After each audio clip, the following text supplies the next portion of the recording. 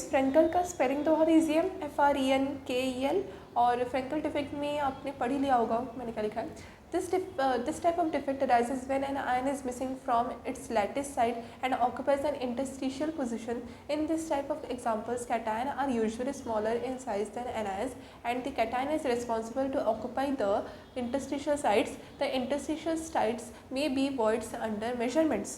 ठीक है, देखिए यहाँ पर बताया जा रहा है कि ये जो डिफेक्ट है उसमें क्या होता है कि आपका जो स्टोकियोमेट्री में कैटायन पार्ट रहता है ना, वो कैटायन पार्ट ना क्या होता है, मिस हो जाता है अपने पोजीशन से, ओरिजिनल पोजीशन से, और वो जाके कहाँ अटक जाता है, इंटरस्टेशियल पोजीशन में, मकड़ी की जाली की तरह। सो ये आपका जो कैटायन है वो किस तरह से इंटरस्टेशियल पोजीशन में जाके अटका, क्योंकि कैटायन जो होता है वो बहुत ज़्यादा छोटा होता है साइज़ में than the size of anion.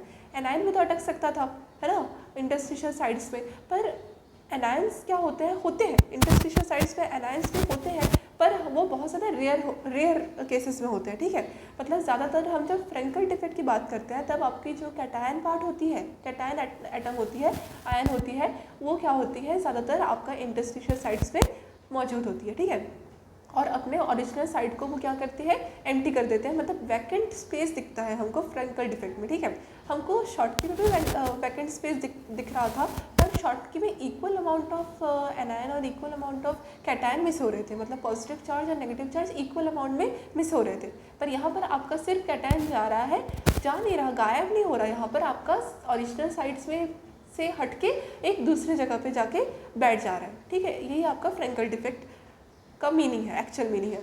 ये जो डिफेक्ट है वो आपका जो मतलब कोऑर्डिनेशन नंबर में कैसे दिखता है, कोऑर्डिनेशन नंबर कम होना चाहिए, जैसे कि शॉर्ट के डिफेक्ट में कोऑर्डिनेशन नंबर ज़्यादा नहीं दिख रहा था, इसमें इस ऐसे एग्जांपल्स में कोऑर्डिनेशन नंबर कम होता है, उस टाइम आपका ये जो डिफेक्ट है वो ज़्यादातर देखा जाता है। ठीक है, ओके, सो यहाँ पर मैंने एग्जाम्पल्स लिख के रखे हैं, सिल्वर क्लोराइड है, जिंक सल्फाइड है, सिल्वर आयोडाइड है, एक्सेट्रा। ओके, सो यहाँ पर मैंने ये बताया है कि the NaCl do not show Frenkel defect because it can not fit into the interstitial sides. देखिए ये जो एग्जांपल्स है वो भी आयनिक ही है, पर क्यों NaCl आयनिक होने के बावजूद भी फ्रेंकल में इंटरस्टिशियल साइड में नहीं जा पाता। Also NaCl has cation, but cation होने के बाद भी वो क्यों कैटायन और एनायन के पोजिशन सेम रख रहे हैं, क्यों Na पॉजिटिव इंटरस्टिशियल साइड में जाके अटक नहीं रहा। देखिए NaCl जो है वो एक्चुअल में आपका एल्कली हैलाइड से बिलोंग करते हुए ग्रुप है। वो क्या होते हैं कि उनका जो मतलब जड़ होता है, या फिर मैं बोलूँ उनके जो होने का तरीका होता है, वो ये अलाउ नहीं करता कि वो जाके इंटरस्टिशियल साइड्स में जाके बैठे। इंटरस्टिशियल साइड्स होने के लिए सिल्वर का साइज़, मतलब मेटल का साइज़ छोटा होना होता है दैन द एनायन साइज़। ठीक है, और इसी की वजह से NaCl फ्रेंकल डिफेक्ट शो नहीं कर पाता। ये बुक में नहीं लिखा रहा था, ये मैंने खुद से ऐसे ऐड कर दिया क्योंकि मुझे डाउट आ गया था, तो मुझे लगा कि आपको भी ये शेयर करना ज़रूरी है। ओके, सो इसीलिए इस वाले डिफेक्ट को हम डिसलोकेशन डिफेक्ट भी कहते हैं। इसमें स्टोकियोमेट्री की कोई चिंता नहीं करने वाली बात है, क्योंकि आपका एटम्स है वो बिल्कुल अपने साइड से हटके दूसरे जगह पे जाके बैठा है। ठीक है, यही आपका मीनिंग है।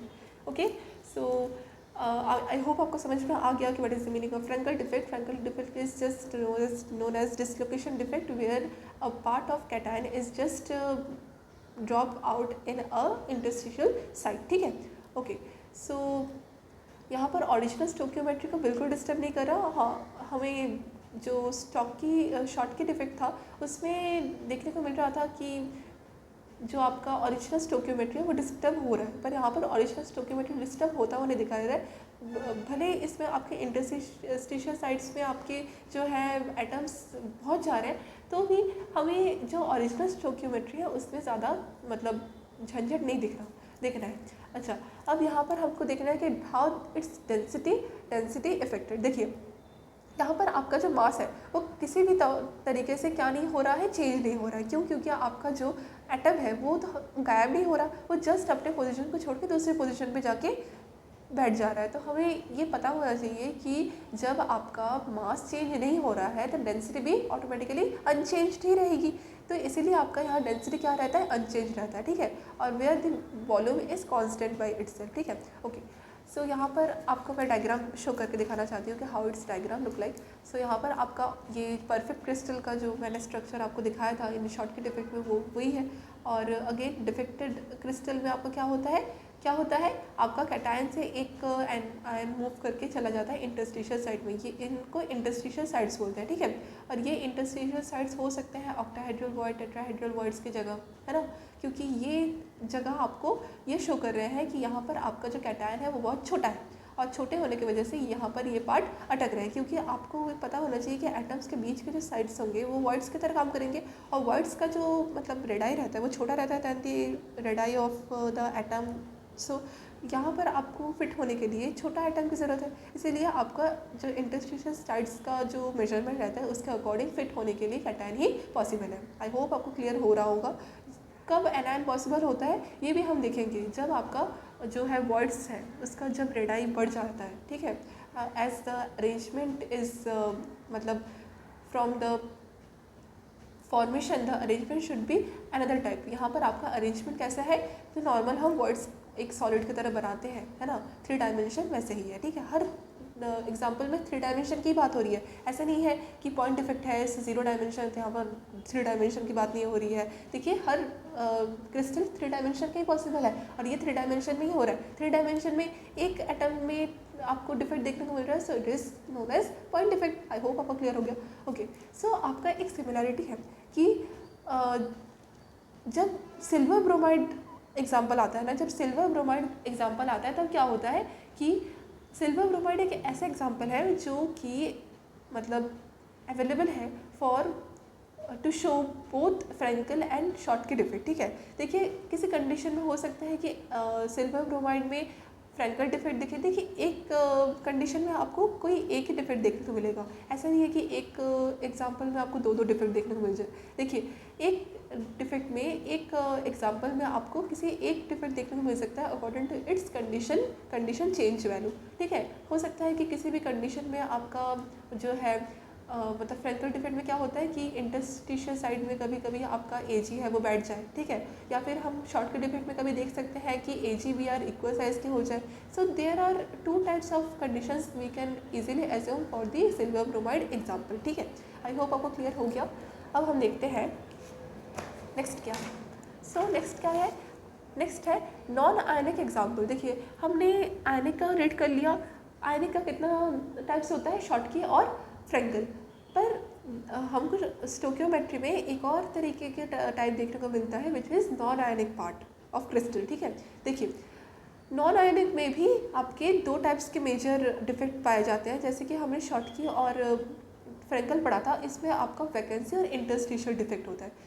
एक बहुत मतलब फेमस तो नहीं है पर 3rd टाइप ऑफ डिफेक्ट भी पॉसिबल है इन नॉन आयनिक एग्जाम्पल। वो होता है आपका मतलब इंटरस्टिशियल डिफेक्ट के बाद आता है वो सब्सटीट्यूशनल डिफेक्ट, ठीक है। सब्सटीट्यूशनल डिफेक्ट हम बहुत ज़्यादा रीड नहीं करेंगे क्योंकि as you know that it is not your syllabus, so यहाँ पर हम बहुत ज़्यादा इसको डिस्कस नहीं करेंगे। पर हाँ मैं आपको ये क्लियर करके देना चाहती हूँ कि ऐसे ऐसे एग्जाम्पल्स होते हैं जिसमें आपको इन फ्यूचर ये डाउट ना है कि काश उस टाइम हमको इतना डिटेल में मिल जाता। ऐसे मतलब ये तो हम सबको पता है कि ये इतना पढ़ के मतलब जितना हमको ज़रूरत है उतना ये काफ़ी नहीं है, ये सफिशिएंट नहीं है। एक क्रिस्टलोग्राफी पढ़ने के लिए हमको बहुत ज़्यादा पढ़ना पड़ता है, इवन हमको लैब में उसके एक्सपेरिमेंट्स भी परफॉर्म करके देखने पड़ते हैं। पर अभी के लिए मतलब बेसिक हमको उसके अंदर एंटर करना है, मतलब किसी चैप्टर के अंदर एंटर करने के लिए जितना बेसिक नॉलेज इंपॉर्टेंट है मैं उतना आपको प्रोवाइड करने की कोशिश कर रही हूँ। इतना बुक में नहीं रहता, मैं बुक में बहुत सर्च की पर बुक में मुझे नहीं मिला, मैं कंफ्यूज हो गई। सो मुझे लगा कि मुझे आउटर कुछ थ्योरीज़ को रीड करना है और उसके हिसाब से नोट बनाना है। ऐसा हो सकता था मैं बुक खोल के आपको दिखा सकती थी, पर बुक में आपको सफिशिएंट नॉलेज नहीं मिल रहा है। बुक में आधा अधूरा दिया हुआ है और वही आधा अधूरा नॉलेज के लिए हमको क्या होता है, डाउट आ जाता है। हम कभी ऐसे थिंकिंग तक पहुंच ही नहीं पाते हैं कि अगर ऐसा हुआ होता तो क्या होता। तो हमको क्या होता है कि जब हम नेक्स्ट इसके मतलब जब हम स्टडी करेंगे इसको लेके, क्रिस्टलोग्राफी को लेके, तब हमको मतलब डाउट पे डाउट आएगा कि उस टाइम तो हमने ये नहीं पढ़ा, अब क्या होगा। सो जितना आपको हायर थ्योरीज़ के लिए इम्पॉर्टेंट होंगे उतने आपको मैं क्लियर करवा देना चाहती हूँ. It is not the level of any kind of 12th board, any kind of on the 11th home exam. It is the level which you need for complete your study for any particular type of chapter. ठीक है, ये chapter आपका crystallography का है, crystal के बारे में study कर रहे हैं. So you have to study it carefully while you will reach in your higher classes, higher exams. ठीक है, और मैं चाहती हूँ कि IIT के कुछ क्वेश्चंस भी क्लियर हो जाए जिसके थ्रू आउट आपको ईजी हो एंट्रेंस एग्ज़ाम को मतलब क्रैक करने में. सो आई होप आपको ऐसे एग्जाम्पल्स बुक में नहीं मिलेंगे. सो आप प्लीज़ पूरे लेक्चर को क्लियर और ध्यान से देखिए. ओके, सो मैंने आपको आयनिक का क्लियर कर दिया. अब हमको क्या क्लियर करना है, नॉन आयनिक. ठीक है, देखिए नॉन आयनिक में वैकेंसी और होता है इंटरस्टिशियल और सब्स्टिट्यूशन. यहाँ से हमको देखना है कि what are the types of vacancy defect. First we have to discuss that what is the meaning of vacancy defect. ठीक है, सो यहाँ पर मैंने बताया कि when some of the lattice sides are missing और forms a vacant space on heating it develops and results in decrease in density. देखिए यहाँ बताया जा रहा है कि वैकेंसी डिफेक्ट में क्या होता है कि आपका कोई लैटिस साइड से एक या दो एटम्स मिस हो सकते हैं. अब वो एक एटम जब मिस होता है तब क्या बोलते हैं, जब दो एटम मिस क्या होता है तब क्या बोलते हैं, ये आपके बुक में नहीं होता. सो ये मैं आपको क्लियर कर देना चाहती हूँ कि जब आपका कोई एक एटम मिस होता है किसी एक पर्टिकुलर सब्सटेंस में तब आपको बताया जाता है कि it is known as mono vacancy defect. ठीक है, जब आपका किसी एक पर्टिकुलर सब्सटेंसेस में किसी पर्टिकुलर लेयर की बात हो और उस लेयर में जब दो एटम्स एडजेसेंट साइड्स मूव कर जाते हैं ना, रिमूव हो जाते हैं, तब हम बोलते हैं कि it is just like di vacancy defect. ठीक है, आई होप कि ये वाला पार्ट आपके लिए न्यू हो और ये वाला पार्ट आपको मतलब पढ़ने में मज़ा आएगा.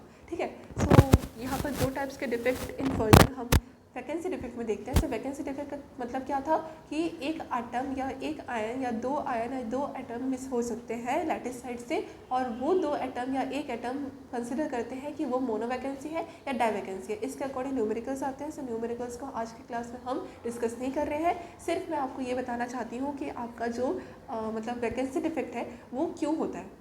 देखिए हमने शॉर्ट की डिफेक्ट में पढ़ा था कि इक्वल नंबर ऑफ कैटायन और एनायन होते हैं. देखिए कैटायन और एनायन आपका आयनिक के लिए वैलिड था पर it is not for ionic, it is for non ionic. So there are no relation between any kind of cation anion but we have a dipole moment because there are two I hope you know that there are two poles available for any kind of molecule. Okay, one side can be taken as positive pole and another side should be taken as a negative pole. So we can easily maintain its stoichiometry and then we can adjust its electrical neutrality.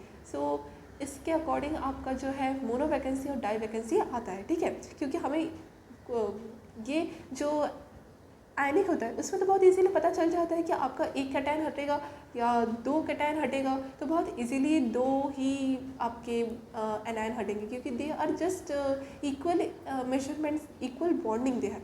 But we can not easily assume for the type of covalent because पता नहीं covalent का एक electronegative element या किसी एक particular ionisation energy को maintain करने के लिए कितने एटम्स की रिक्वायरमेंट हो to make its bond satisfaction. So इसके लिए आपका वैकेंसी जो है वो मेंटेन करने के लिए दो टाइप्स में डिवाइड कर दिया गया है according to the different types of molecular examples we will discuss about it. ठीक है, जैसे कि मोनो वैकेंसी में आपका क्या देखा जाता है, मान लो कि एक रूम टेम्परेचर में एक गोल्ड बार रखा है और वो गोल्ड बार में आपका जो है एटम्स मतलब एक ही टाइप्स के एटम मूव कर रहे हैं. ठीक है, तो आपका क्या होता है कि यहाँ पर आपका मोनो वैकेंसी डिफेक्ट आता है. ये यहाँ मैंने गूगल से एग्जांपल निकाला था. और ये डाई वैकेंसी डिफेक्ट आपको क्या दिखाता है कि मान लो कि एक आपके पास Ga2S3 है. ठीक है, मतलब gallium sulphide. It is just like in a monolayer type of solid we will have the imparts of one hole, है ना. तो एक होल से दूसरे होल में क्या होता है कि वैकेंसी बनती है. तो वैकेंसी क्या होता है कि बनते बनते वो एक बन जाती है. एक होल से दूसरे होल में अगर हम इलेक्ट्रॉन्स को ट्रांसफरेशन देखें तब क्या होगा कि एक बड़े से होल का निर्माण होगा. उसी कारण से आपका डाई वैकेंसी डिफेक्ट देखा जाता है. और डाई वैकेंसी होने के बाद ना क्या होता है किसी भी सब्सटेंस में जहाँ डाई वैकेंसी डिफेक्ट हो जाता है ना वो उस सब्सटेंस में ओरिजिनल पॉइंट ऑफ व्यू से अगर हम देखें तो सब्सटेंस का जो प्रॉपर्टी है वो कहीं ना कहीं आपको इफेक्टेड दिखेगी. सो इसीलिए डाई वैकेंसी और मोनो वैकेंसी पढ़ना थोड़ा सा ज़रूरी था।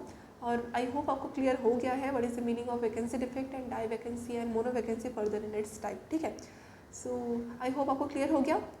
ठीक है, जैसे कि हमने शॉर्ट के डिफेक्ट में क्या देखा था, इक्वल नंबर ऑफ कैटायन और एनायन मूव हो रहे थे। वैकेंसी डिफेक्ट में इक्वल नंबर ऑफ कैटायन और एनायन की बात तो हो नहीं रही है, पर हाँ मोनो वैकेंसी और डाई वैकेंसी की बात हो रही है। ठीक है, और यहाँ पर आपका एक बहुत ही इंपॉर्टेंट सा एग्जाम्पल है जहाँ पर गोल्ड फॉर मोनो वैकेंसी है और di vacancy for gallium sulphide ऐसे।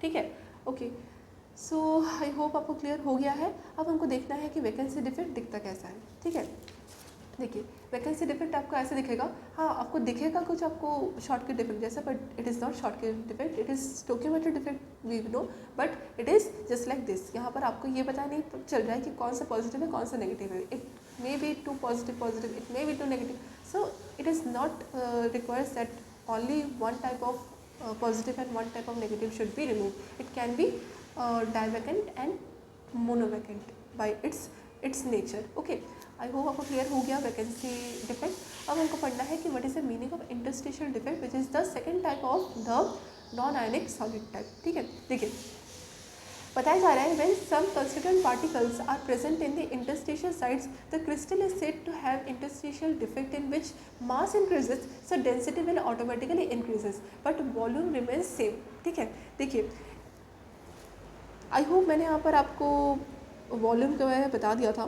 देखिए यहाँ पर आपका मास अगेन डिक्रीज हो रहा था वैकेंसी डिफेक्ट में, तो आपका क्या हो जाएगा, अगेन डेंसिटी भी ऑटोमेटिकली डिक्रीज हो जाएगी। ठीक है, जैसे कि हमने शॉर्ट की में देखा था, शॉर्ट की नहीं है ये, पर हाँ हमने शॉर्ट की में देखा था ना कि डिक्रीज हो रहा था मास, तो ऑटोमेटिकली आपका जो है जो डेंसिटी है वो डिक्रीज हो जा रहा था। अगेन इसमें भी वही ऐसी थ्योरी अप्लाई कर दिया गया है। अब इंटरस्टिशियल डिफेक्ट में क्या होता है, अगेन फ्रेंकल जैसी इसका भी है, पर इट इज़ नॉट फ्रेंकल, जो आपका इंटरस्टिशियल पोजिशंस में एटम्स बैठ जाते हैं, इसी को हम बोलते हैं इंटरस्टिशियल। ये लिख कर रखा है when some constituent particles are present in the interstitial sites the crystal is said to have interstitial defect in which mass increases, so density will automatically increases but volume remains constant. हमें पता होना चाहिए कि अगर मास increase हो रहा है तो automatically density will be increased. अब इंटरस्टिशियल डिफेक्ट भी दो टाइप्स के प्रेजेंट होते हैं, but we are not able to describe क्योंकि बुक में नहीं है और इतना ज़्यादा कन्फ्यूजन हमको नहीं करना। मैं इतना बता देती हूँ कि there are two types of interstitial defect we can study, that self interstitial defect, जो आपका इंटरस्टिशियल डिफेक्ट सेल्फ हो सकता है, खुद से फॉर्मेशन करने के बाद आपका सब्सटेंस दिख सकता है, या फिर किसी सब्सटेंस के अंदर फॉरेन इंटरस्टिशियल डिफेक्ट हो, मतलब फॉरेन एटम्स का कब्जा। ठीक है, ऐसे दो टाइप्स हो सकते हैं। ठीक है, ओके,